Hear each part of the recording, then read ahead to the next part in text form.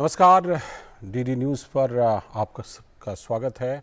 और सबसे पहले हम देखेंगे खबर पर नज़र। अगले आधे घंटे में खबर पर नज़र में हम बात करेंगे दिन भर की कुछ बड़ी खबरों की और जुड़ेंगे अपने उन संवाददाताओं से भी जिन्होंने रखी है इन खबरों पर पैनी नज़र। तो चलिए आइए शुरुआत करते हैं खबर पर नज़र कार्यक्रम की और सबसे पहले बात करते हैं प्रधानमंत्री द्वारा शुरू किए गए जन आरोग्य कार्ड गुजरात में वितरित किए जाने की खबर से। गुजरात में वीडियो कॉन्फ्रेंसिंग के माध्यम से PMJAYMA योजना आयुष्मान कार्ड प्रधानमंत्री ने वितरित किए। आर्थिक रूप से कमजोर वर्ग को स्वास्थ्य सुविधाएं प्रदान करने के मकसद से केंद्र के PMJ स्कीम को गुजरात के मुख्यमंत्री अमृतम और मुख्यमंत्री अमृतम वात्सल्य के साथ साल 2019 में इंटीग्रेट कर दिया गया था।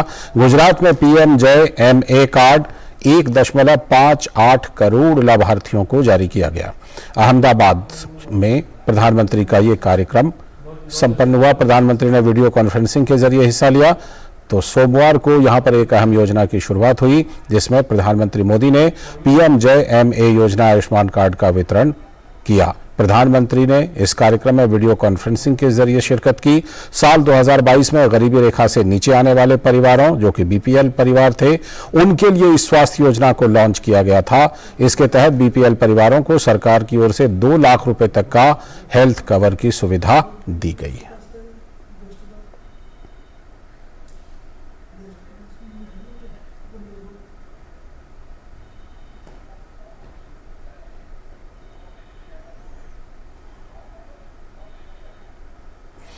और इस खबर पर हमारे संवाददाता सुधाकर दास हमारे साथ जुड़ रहे हैं इस खबर पर और ज्यादा जानकारी देने के लिए।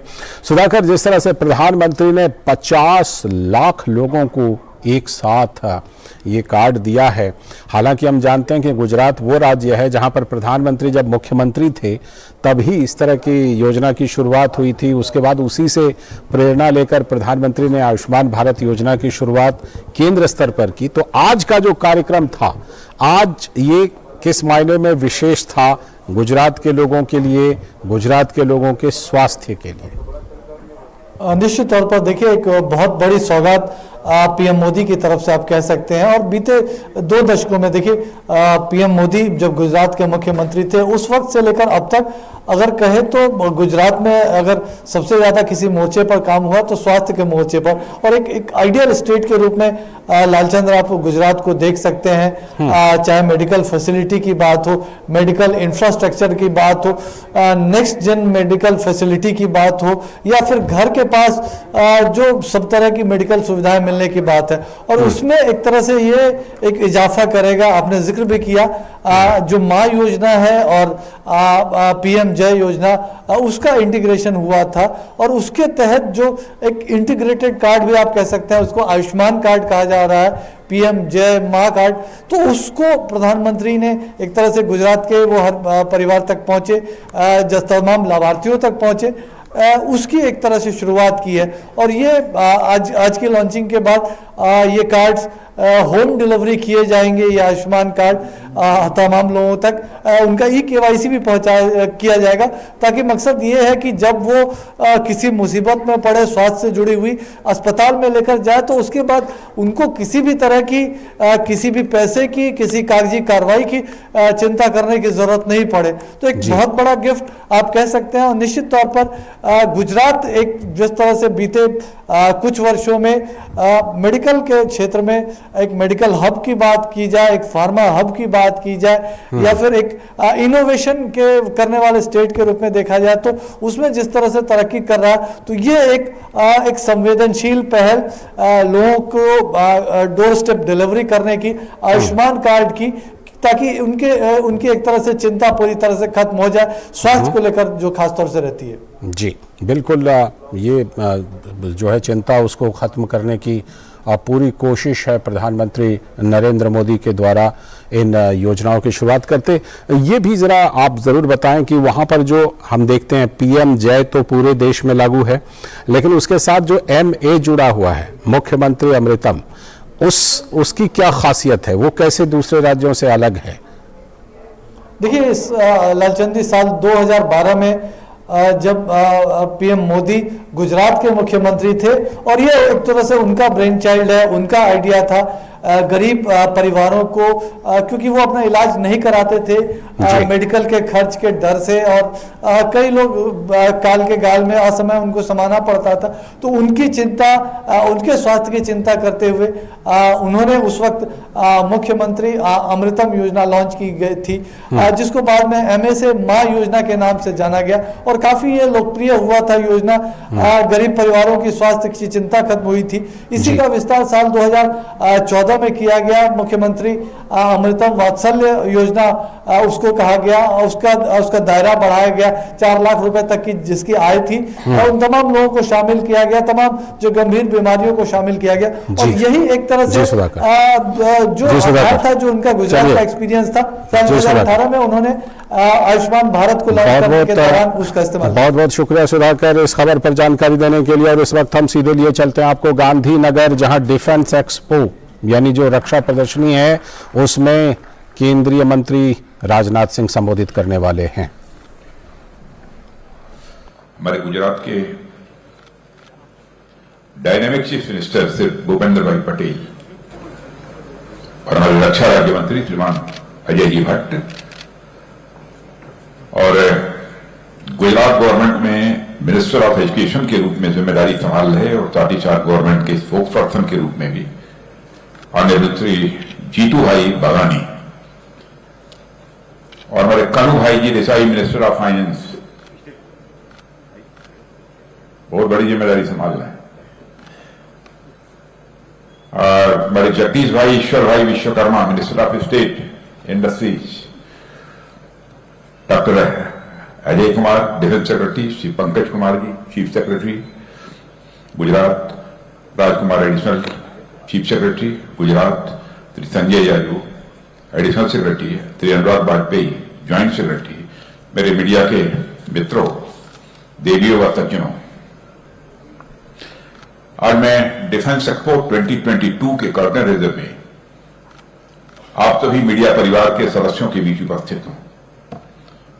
सबसे पहले मेरी तरफ से आप सभी मीडिया के मित्रों का स्वागत है, आप सबका अभिनंदन है।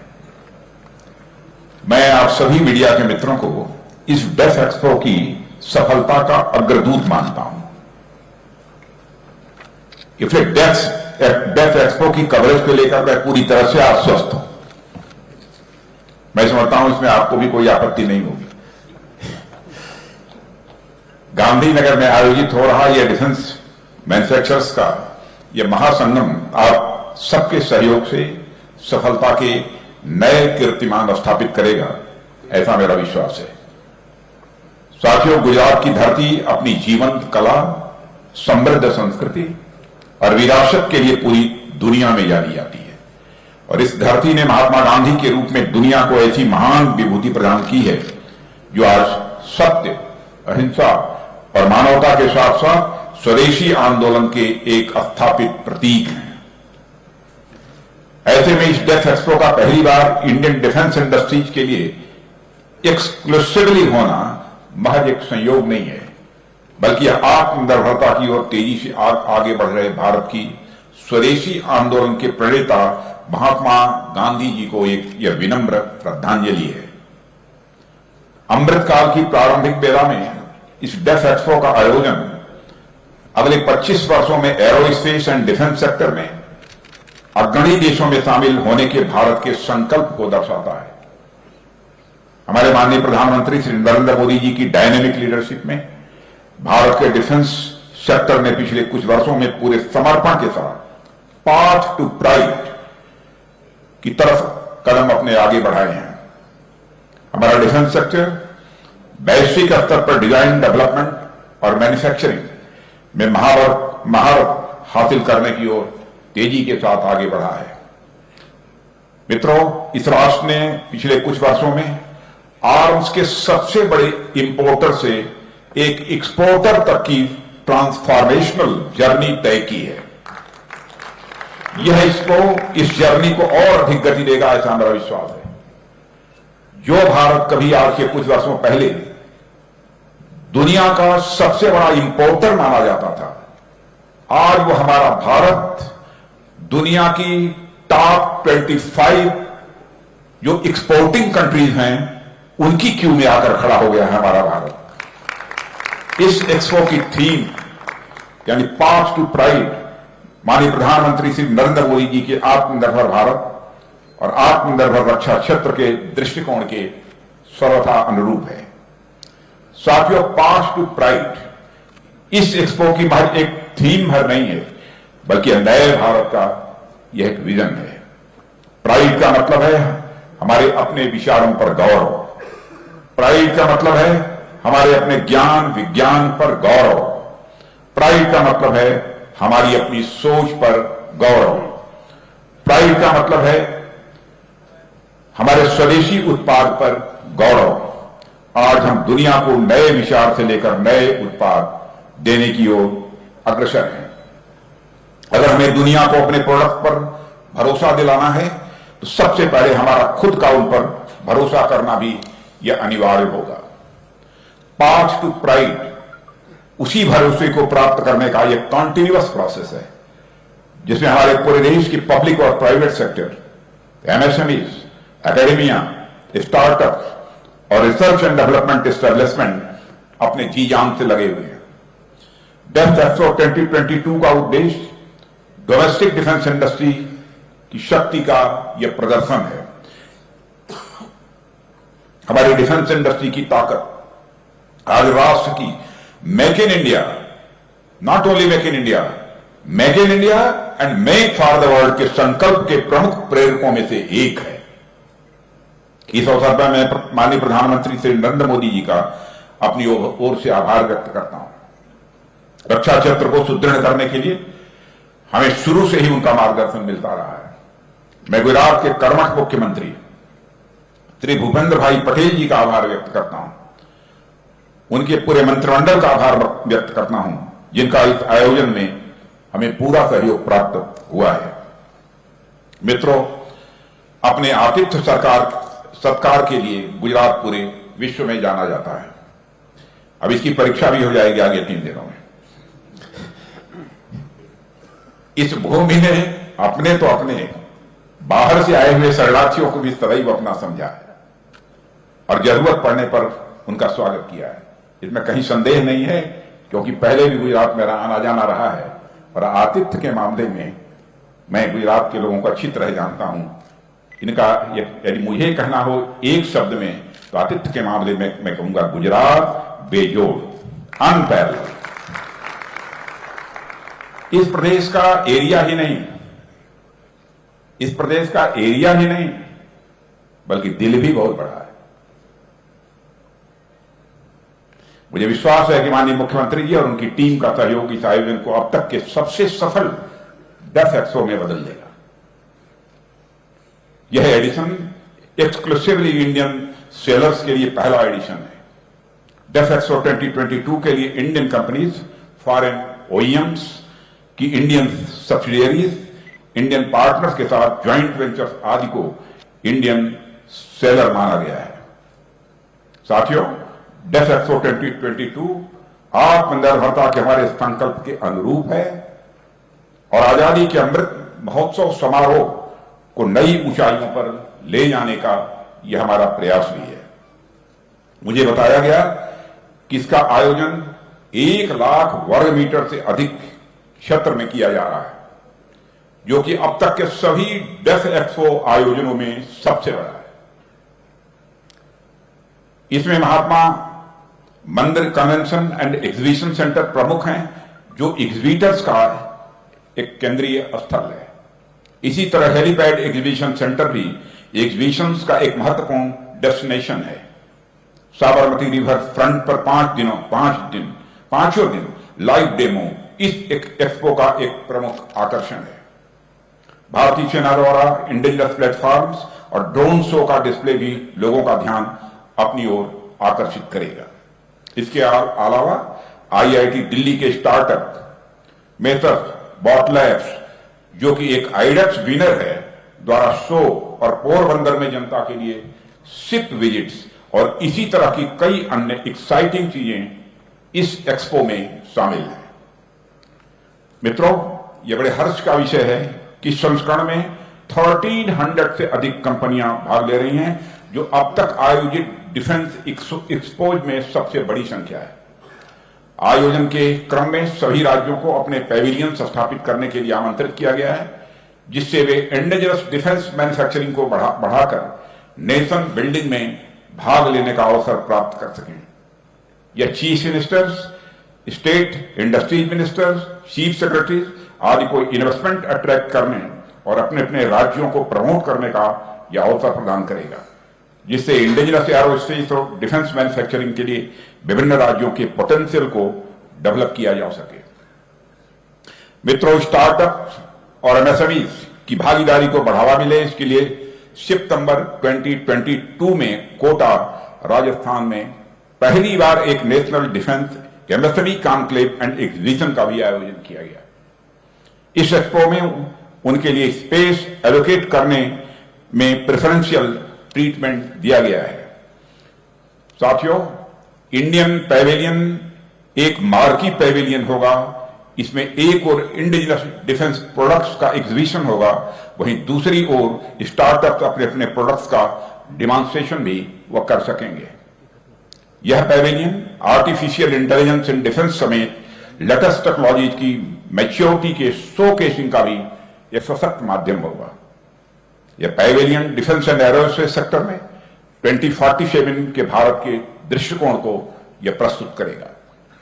इसी तरह रक्षा क्षेत्र में फ्यूचरिस्टिक टेक्नोलॉजी में रिसर्च एंड डेवलपमेंट एवं इनोवेशन करने वाले हमारे कई स्टार्टअप्स के इनोवेटिव प्रोग्रेस को भी प्रदर्शित करने के लिए इस बार एक एक्सक्लूसिव आईडेक्स पैवेलियन भी होगा। Def Expo 2022 ordnance safety board के कारपोरेटाइजेशन के बाद निर्मित हमारी 7 नई डिफेंस पब्लिक सेक्टर अंडरटेकिंग्स की पहली वर्षगांठ को भी सेलिब्रेट करेगा। सभी 7 कंपनियां डेफ एक्सपो 2022 में पहली बार भाग लेंगी। साथियों, विख्यात उद्योगपतियों के लिए यह एक महत्वपूर्ण मंच होगा। यह रक्षा क्षेत्र में उनके इन्वेस्टमेंट प्लान्स को इंडिकेट और प्रायोरिटाइज करने में भी यह सहायक होगा।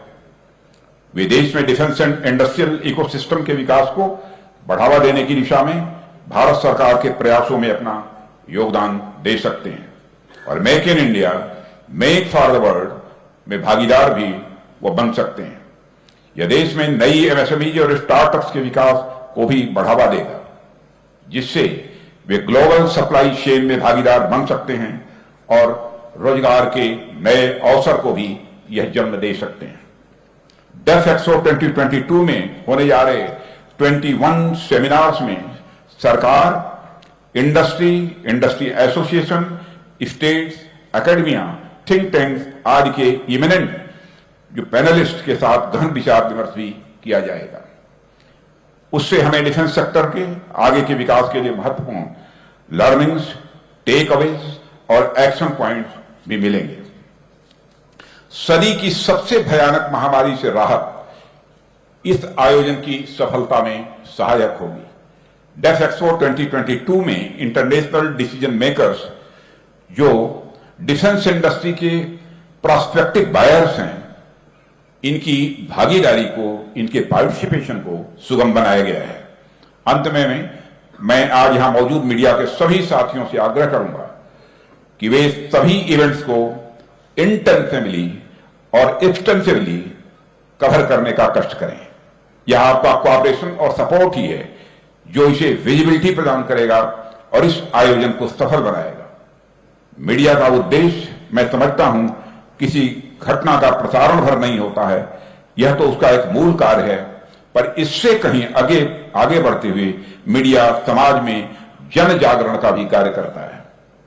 आपके अंदर वह अद्भुत क्षमता है कि आप देश विदेश से जन जन को इस इवेंट से जोड़ सकें। ऐसे में मैं आपको फोर्स मल्टीप्लायर के रूप में देखता हूं। भाषण के प्रारंभ में अग्रदूत के रूप में मैंने देखा था आपको, और भाषण के अंत में आपको मैं फोर्स मल्टीप्लायर के रूप में मैं देख रहा हूं। आपके माध्यम से कन्याकुमारी से लेकर असम के कामरूप और कश्मीर के कठुआ तक के बच्चे, बूढ़े, जवान और महिलाएं, यानी समस्त नागरिक डेफ एक्सपो से मन से जुड़ सकते हैं। आप सभी उन्हें हमारे रक्षा क्षेत्र में हो रही अभूतपूर्व प्रगति से जोड़ने में अपनी महत्वपूर्ण भूमिका निभाएंगे, इसके प्रति मैं पूरी तरह से आश्वस्त हूं। इस प्रगति के बारे में जब कोई बच्चा जानेगा, हो सकता है वह कुछ और नया करने के लिए प्रेरित हो और आने वाले समय में हमारे देश को एक और डॉक्टर अब्दुल कलाम, एक और डॉक्टर सतीश धवन या एक और डॉक्टर विक्रम साराभाई मिले, जो हमारे देश का नाम रक्षा क्षेत्र में नई ऊंचाइयों पर ले जाए। इसलिए मैं आपका सहयोग मांग रहा हूं। ऐसे में मैं आप सभी से पूरे मनोयोग से इस इवेंट को कवर करने और अधिक से अधिक प्रसारित करने का मैं विनम्र आग्रह करता हूं और मिनिस्ट्री ऑफ डिफेंस की मीडिया टीम आपकी किसी भी प्रकार की सहायता के लिए पूरी तरह तैयार है। अंत में एक बार फिर मैं गुजरात के माननीय मुख्यमंत्री और उनकी पूरी टीम के प्रति अपनी हार्दिक कृतज्ञता व्यक्त करते हुए और आप सभी मीडिया के मित्रों को भी और पूरे मीडिया परिवार को धन्यवाद देते हुए अपना निवेदन यहीं समाप्त करता हूं।